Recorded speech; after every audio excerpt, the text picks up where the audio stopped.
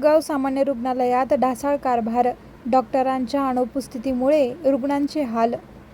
खामगाव स्थानिक सामान्य रुग्णालयातील प्राथमिक नियोजनाचा अभाव आणि डॉक्टरांच्या मनमानी कारभारामुळे रुग्णांना नाहक त्रास सहन करावा लागत असल्याचा प्रकार उघडकीस आला आहे. रुग्णालयात वेळेवर डॉक्टर उपलब्ध होत नसल्याने संतप्त रुग्णांच्या नातेवाईकांनी संताप व्यक्त केला आहे.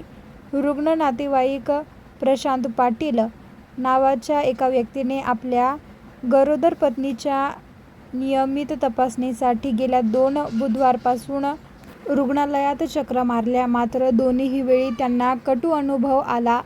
गेल्या बुधवारी त्यांनी सकाळी 10 वाजता बोलविण्यात आले होते, पण दुपारी 11 वाजेपर्यंत संबंधित डॉक्टर हजर नव्हते. आज पुन्हा बुधवारी सकाळी 10 वाजेपासून ते आपल्या पत्नीसह ताटकळत उभे होते, मात्र 12 वाजेपर्यंत एकही डॉक्टर तपासणीसाठी उपलब्ध नव्हता. रुग्णालयाच्या नातेवाईकांनी आरोप केला आहे की सरकारी रुग्णालयात सेवा देण्याऐवजी डॉक्टर आपल्या खासगी क्लिनिकमध्ये अधिक वेळ घालवत आहेत. सरकारी रुग्णालयात गरीब रुग्ण उपचारासाठी येतात, पण त्यांना तासनतास ताटकळत उभं ठेवलं जातं. या संदर्भात बोलताना प्रशांत पाटील म्हणाले की जिल्ह्याचे नेतृत्व करणारे आणि केंद्रीय आयुष राज्यमंत्री असलेले प्रतापराव जाधव यांच्या या रुग्णालयावर कोणतीही वचक राहिलेली नाही. मंत्र्यांनी स्वतः या प्रकरणात लक्ष देऊन रुग्णालयातील हा ढासळ कारभार सुधारावा अशी मागणी केली आहे.